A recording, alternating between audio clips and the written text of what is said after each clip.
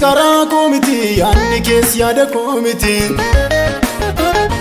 karaan kees karaa komiti yaadni kees yaada komiti karaan kees karaa komiti yaadni kees yaada komiti Atwaduma Yesus Atwaduma Yesus Atwaduma Yesus Atwaduma Yesus Atwaduma Yesus Atwaduma Yesus Atwaduma Yesus Atwaduma Yesus Atwaduma Yesus Atwaduma Yesus Atwaduma Yesus Atwaduma Yesus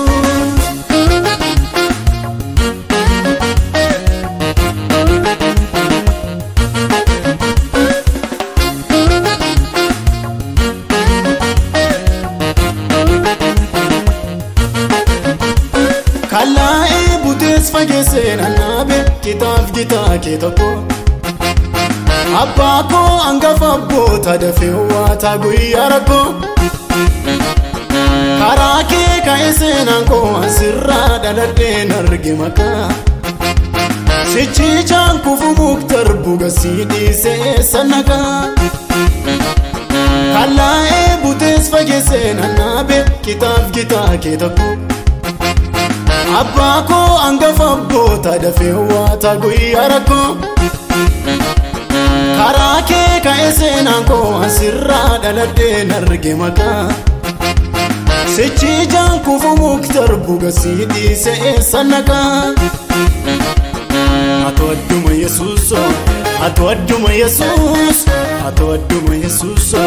Atwaduma Yesus Atwaduma Yesus Atwaduma Yesus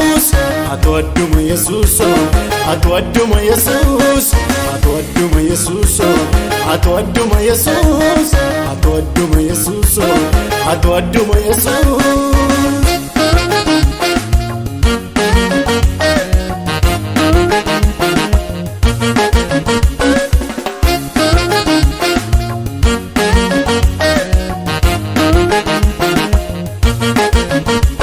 Seenaan sibe kamiti harka keen arga firratti mani Innaasa eeguddaas qaba akka keewwan antaane namni Sardi argame amma dibame jaalallani miila qabaatte mani Kan kaaleessaan irra jira mucaan keewoo karaatti namne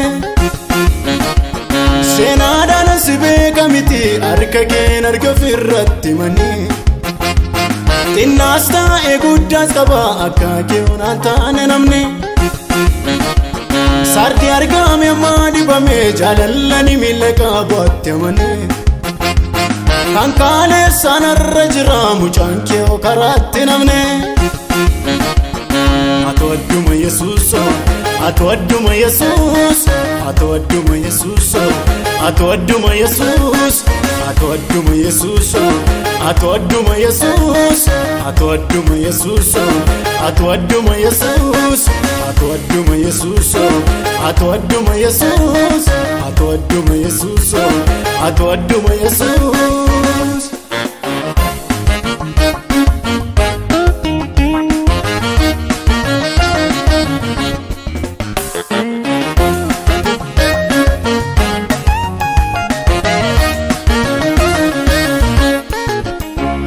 Anura kenna addaati kan keenya ati si achi Yesus Innamnu kan barbaachisa ijaaf waan gaggaabaa dhibus karaa kee jireenya argine dheebuu laafuuna darbine kunoo kakuu kee fuullisaa ifaa gurmuuftuutti ta'u kunoo